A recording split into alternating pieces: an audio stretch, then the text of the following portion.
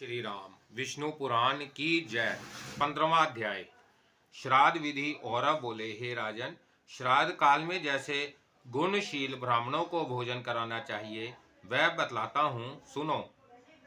त्रिनाचिकेत, त्रिमधु, त्रिसुपर्ण, छहो वेदांगों के जानने वाले वेदवेता, क्षत्रिय, योगी और ज्येष्ठ सामग तथा ऋषित्व, भांजे, दोहित्र, जमाता, शशुरु, मामा, तपस्वी, पंचाग्री, तपने वाले शिष्य, संबंधी और माता पिता के प्रेमी इन ब्राह्मणों को श्राद्ध कर्म में नियुक्त करें।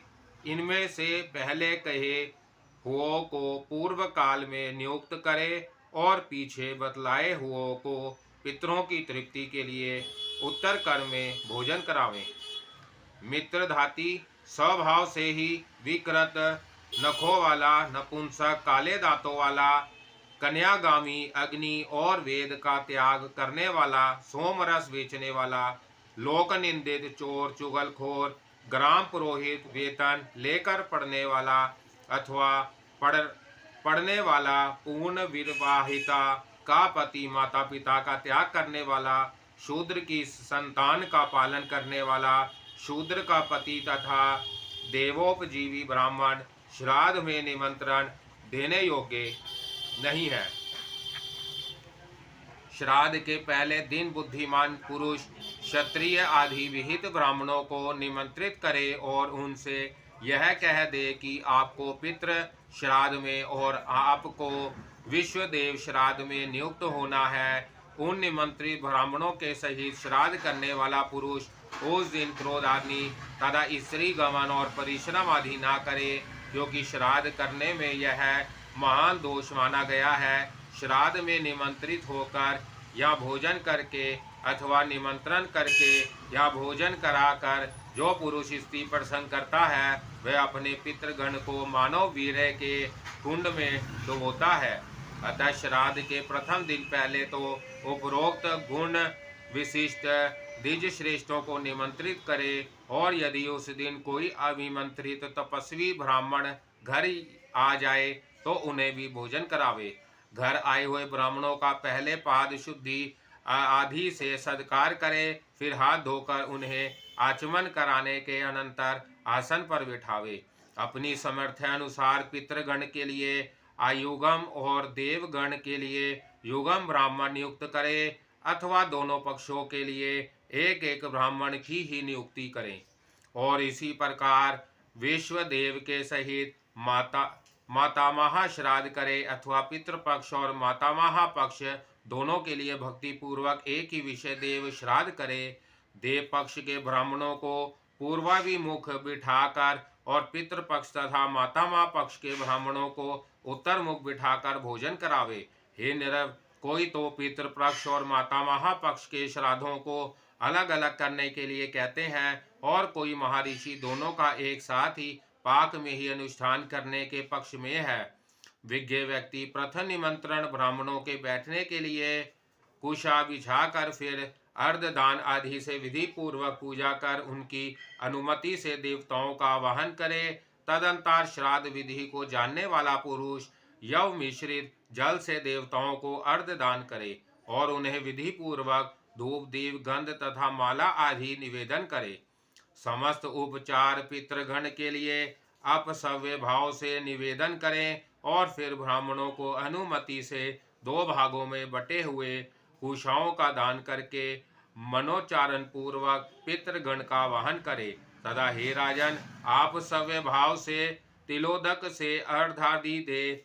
हे नरक, उस समय यदि कोई भूखा पृथ्वी अतिथि रूप से आ जाए तो निमंत्रित ब्राह्मणों की आज्ञा से उसे भी यथेष्ट भोजन करावे। अनेक अज्ञात स्वरूप योगीगण मनुष्यों के कल्याण की कामना से नाना रूप धारण कर पृथ्वी वितल पर विचरते रहते हैं। अतः विज्ञ पुरुष श्राद्ध काल में आए हुए अतिथि का अवश्य सत्कार करे। हे नरेंद्र, उस समय अतिथि का सत्कार न करने से वह श्राद्ध क्रिया के संपूर्ण फल को नष्ट कर देता है। हे पुरुष श्रेष्ठ, तदंतर उन ब्राह्मणों की आज्ञा से शाक और लवणहीन अत्र से अग्नि में 3 बार आहुति दें। हे राजन, उनमें से अग्रे काव्यवाहनाय स्वाहा, इस मंत्र से पहली आहुति सोमाय पितृमते स्वाहा, इससे दूसरी और वेवस्वताय स्वाहा, इस मंत्र से तीसरी आहुति दे। तदंतर आहुतियों से बचे हुए अत्र को थोड़ा थोड़ा सब ब्राह्मणों के पात्रों में परोस दें। फिर रुचि के अनुसार अति संकार युक्त मधुर अत्र सबको परोसे और अति मुद्रल वाणी से कहें कि आप भोजन कीजिए। ब्राह्मणों को भी तदत चित्त और मौन होकर प्रसत्र मुख से सुखपूर्वक भोजन कराना चाहिए। तथा यजमान को क्रोध और उतावलेपन को छोड़कर भक्ति पूर्वक परोसते रहना चाहिए। फिर रक्षोद्र मंत्र का पाठ कर श्रद्धा भूमि पर तिल छिड़के तथा अपने पितृ रूप से उन द्विज श्रेष्ठों का ही चिंतन करें। इन ब्राह्मणों के शरीरों में स्थित मेरे पिता पितामह और प्रतिपामह आदि आज तृप्ति लाभ करे। होम द्वारा सबल होकर मेरे पिता पितामह और प्रतिपा आज तृप्ति लाभ करे। मैंने जो पृथ्वी पर पिंडदान किया है उससे मेरे पिता पितामह और प्रपितामह तृप्त लाभ करें। श्राद्ध रूप से कुछ भी निवेदन ना कर सकने के कारण मैंने भक्ति पूर्वक जो कुछ कहा है उस मेरे भक्ति भाव से ही मेरे पिता पितामह और प्रतिपामह तृप्ति लाभ करे। मेरे मातामह, उनके पिता और उनके भी पिता तथा विषय देवगण परम तृप्ति लाभ करे तथा समस्त रक्षागण नष्ट हों। यहाँ समस्त हव्या काव्य के भोक्ता योगेश्वर भगवान हरि विराजमान है। अतः उनकी सदिद्री के कारण समस्त राक्षस और असुर गण यहाँ से तुरंत भाग जाएं। तदंतर ब्राह्मणों के तृप्त हो जाने पर थोड़ा सा अत्र पृथ्वी पर डाले और आचमन के लिए उन्हें एक एक बार और जल दे। फिर भली प्रकार तृप्त हुए उन ब्राह्मणों की आज्ञा होने पर समाहित चित्त से पृथ्वी पर अत्र और तिल के पिंड दान करे और पितृ तीर्थ से तिल युक्त जलांजलि दे तथा मातामह आदि को भी उस पितृ तीर्थ से ही पिंड दान करे। ब्राह्मणों की उत्तिष्ठा के निकट दक्षिण की ओर अग्रभाग करके बिछाए हुए कुशाओं पर पहले अपने पिता के लिए पुष्प धूप आदि से पूजित पिंडदान करे। तत्पश्चात एक पिंड पितामह के लिए और एक प्रपितामह के दे और फिर कुशाओं के मूल से हाथ में लगे अत्र को पहुँचकर लेप भाग भुजस त्रप्पे तामह ऐसा उच्चारण करते हुए लोप भोजी पितृगण को तृप्त करे। इसी प्रकार गंध और मल युक्त पिंडों से मातामह आदि का पूजन कर फिर द्विज श्रेष्ठों का आचमन करावे। और हे नरेश्वर, इसके पीछे भक्ति भाव से तन्मय होकर पहले पितृपक्षीय ब्राह्मणों का सुस्वादहा यह आश्चर्यवाद ग्रहण करता हुआ यथाशक्ति दक्षिणा दे। फिर वैश्य देवी का ब्राह्मणों के निकट जा उन्हें दक्षिणा देकर कहें कि इस दक्षिणा से विषय देवगण प्रसन्न हो। उन ब्राह्मणों के तथास्तु कहने पर उनसे आशीर्वाद के लिए प्रार्थना करे और फिर पहले पितृपक्ष के और पीछे देव पक्ष के ब्राह्मणों को विदा करे। विषय देवगण के सहित मातामह आदि के श्राद्ध में भी ब्राह्मण भोजन दान और विसर्जन आदि की यही विधि बतलाई गई है। पितृ और मातामह दोनों ही पक्षों के श्राद्धों में पाद शौच आदि सभी कर्म पहले देव पक्ष के ब्राह्मणों के करें, परंतु विदा पहले पितृपक्षीय अथवा मातामह पक्षीय ब्राह्मणों की ही करे। तदंतर प्रतिवचन और सम्मान पूर्वक ब्राह्मणों को विदा करे और उनके जाने के समय द्वार तक उनके पीछे पीछे जाएं तथा जब वह आज्ञा दे तो लौट आवे। फिर विज्ञ पुरुष वैश्य देव नामक नित्य कर्म करे और अपने पूज्य पुरुष बंधुजन तथा व्रतगण के सहित स्वयं भोजन करे। बुद्धिमान पुरुष इस प्रकार पैतृ और मातामह श्राद्ध का अनुष्ठान करे। श्राद्ध से तृप्त होकर पितृगण समस्त कामनाओं को पूर्ण कर देते हैं। दोहित्र, कुपत और तिल ये तीन तथा चांदी का दान और उसकी बातचीत करना, ये सब श्राद्ध काल में पवित्र माने गए हैं। हे राजेंद्र, श्राद्धकर्ता के लिए क्रोध, मार्ग गमन और उतावलापन, ये 3 बातें वर्जित हैं तथा श्राद्ध में भोजन कराने वालों को भी इन तीनों का करना उचित नहीं है।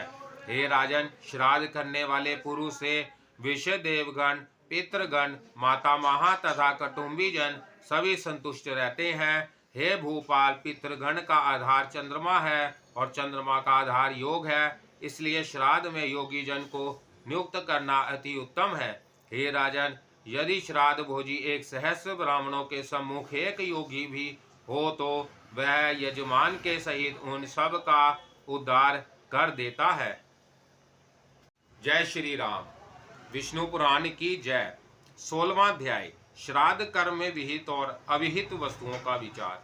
और अब बोले, हवि, मत्स्य, शशक, नकुल, शुकुर, छाग, कस्तूरिया, मरग, कृष्ण मरग, गवय और मेष के मांसों से तथा गव्य से पितृगण क्रमशः एक एक मास अधिक तृप्ति लाभ करते हैं और वधीर्ण पक्षी के मांस से सदा तृप्त रहते हैं।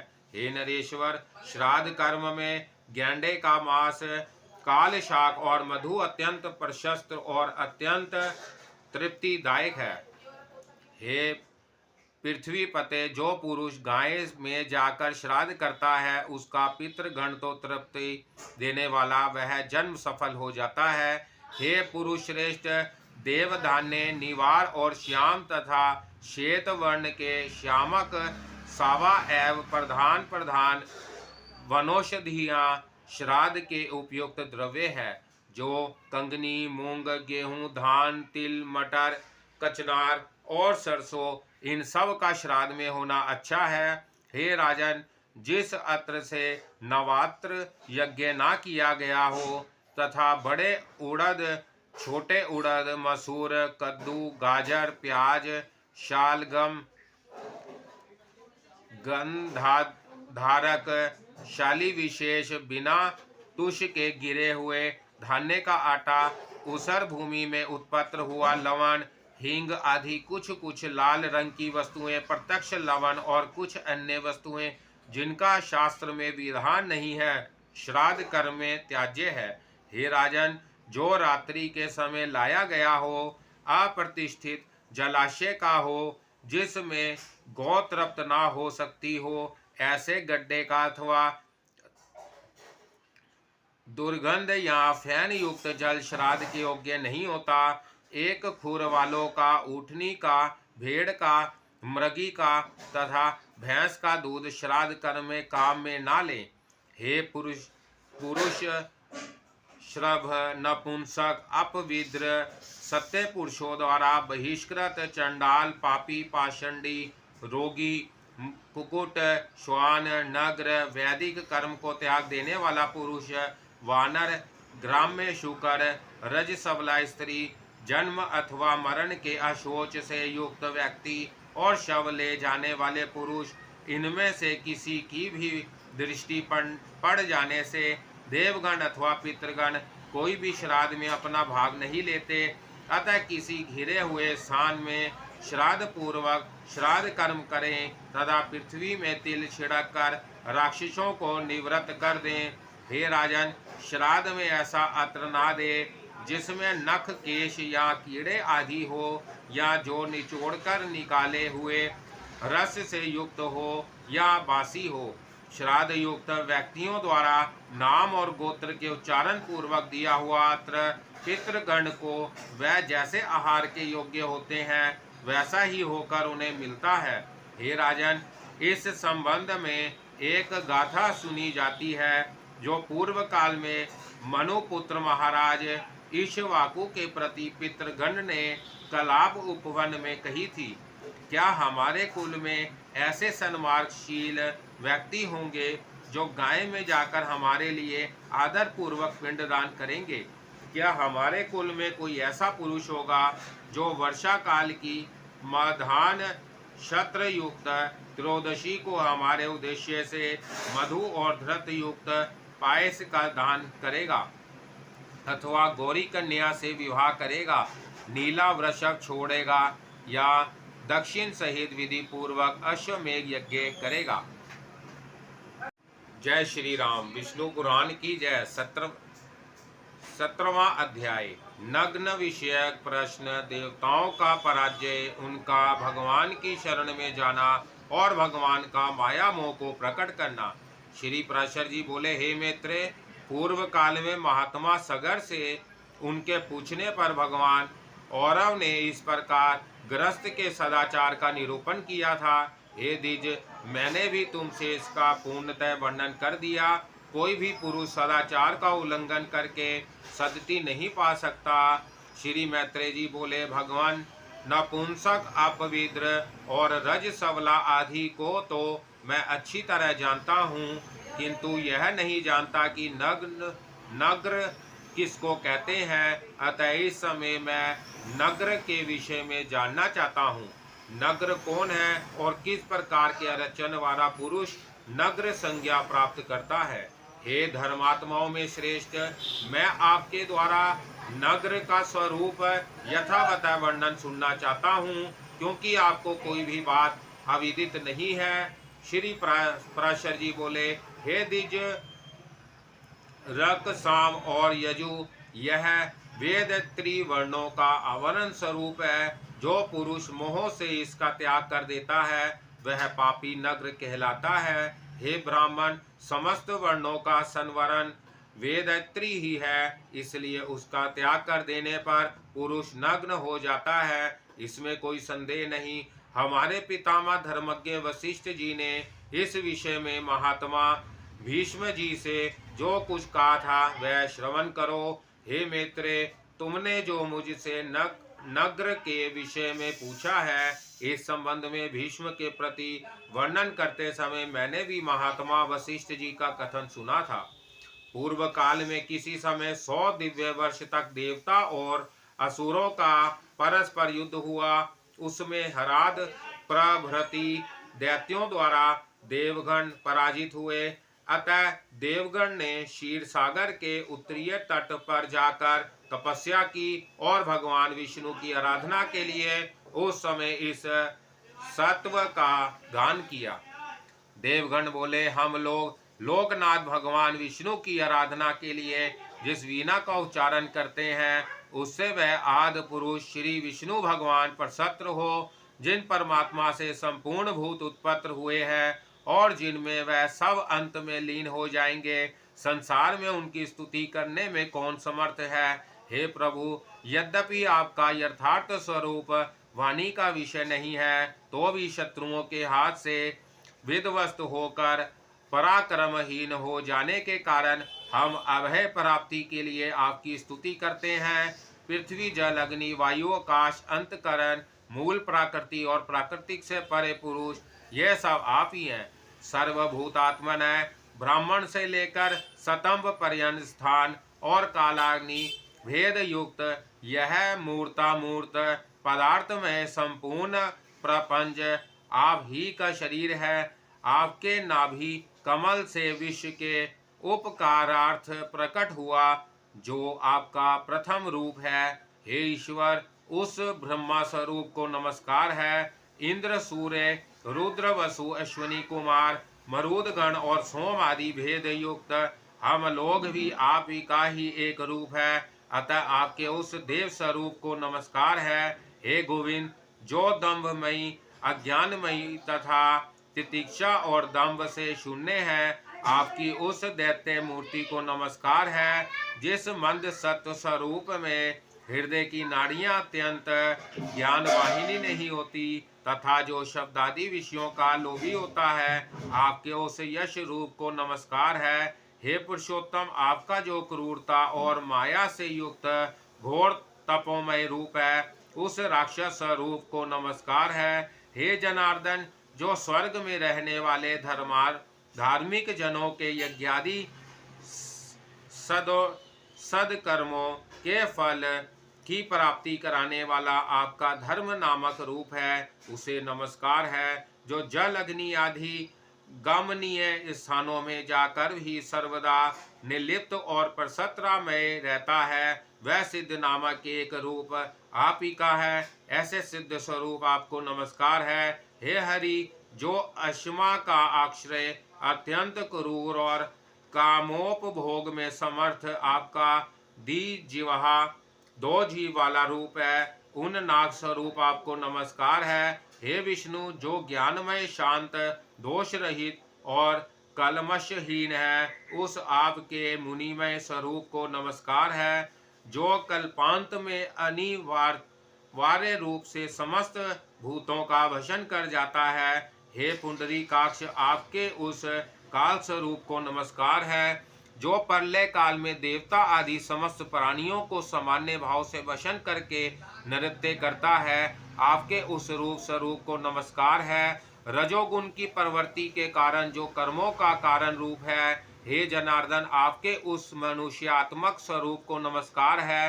हे सर्वात्मन, जो 28 वध युक्त तमोमय और उन मार्गगामी है, आपके उस पर पशु रूप को नमस्कार है। जो जगत की स्थिति का साधन और यज्ञ का अंगभूत है तथा वृक्ष, लता, गुल्म, विरुद्ध, तृण और गिरि, इन 6 भेदों से युक्त है, उन मुख रूप आपको नमस्कार है।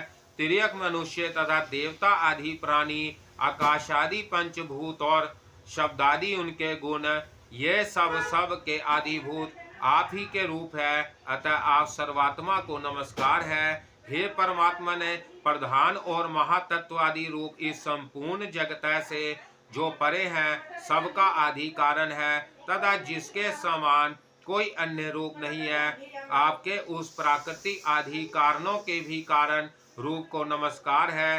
हे भगवान, जो शुक्रादि रूप से, दीर्घता आदि परिमाण से तथा धनता आदि गुणों से रहित, इस प्रकार जो समस्त विशेषणों का अविषय है तथा परमार्शियों का दर्शनीय एवं शुद्ध है, आपके उस स्वरूप को हम नमस्कार करते हैं। जो हमारे शरीरों में, अन्य प्राणियों के शरीरों में तथा समस्त वस्तुओं में वर्तमान है, अजन्मा और अविनाशी है तथा जिससे अतिरिक्त और कोई भी नहीं है, उस ब्रह्मा स्वरूप को हम नमस्कार करते हैं। परम पद ब्रह्मा की जिसका आत्मा है, ऐसे जिस सनातन और अजन्मा भगवान का यह सकल प्रपंच रूप है, उस सब के बीजभूत, अविनाशी और निर्मल प्रभु वासुदेव को हम नमस्कार करते हैं। श्री पराशर जी बोले, हे मैत्रेय, इस स्तोत्र के समाप्त हो जाने पर देवताओं ने परमात्मा श्री हरि को हाथ में शंख, चक्र और गदा लिए तथा गरुड़ पर आरूढ़ हुए अपने सम्मुख विराजमान देखा। उन्हें देखकर समस्त देवताओं ने प्रणाम करने के अनंतर उनसे कहा, हे नाथ, प्रसन्न होइए और हम शरणागतों की दैत्यों से रक्षा कीजिए। हे परमेश्वर, हाद प्रभुति दैत्य गण ने ब्रह्मा जी की आज्ञा का भी उल्लंघन कर हमारे और त्रिलोकी के यज्ञ भागों का अपहरण कर लिया है। यद्यपि हम और वह सर्वभूत आप ही के अंशज है, तथापि अविधावश हम जगत को परस्पर भीतर देखते हैं। हमारे शत्रुगण आपने वर्ण धर्म का पालन करने वाले, वेद मार्गावलंबी और तपोनिष्ठ हैं, अतः वह हमसे नहीं मारे जा सकते।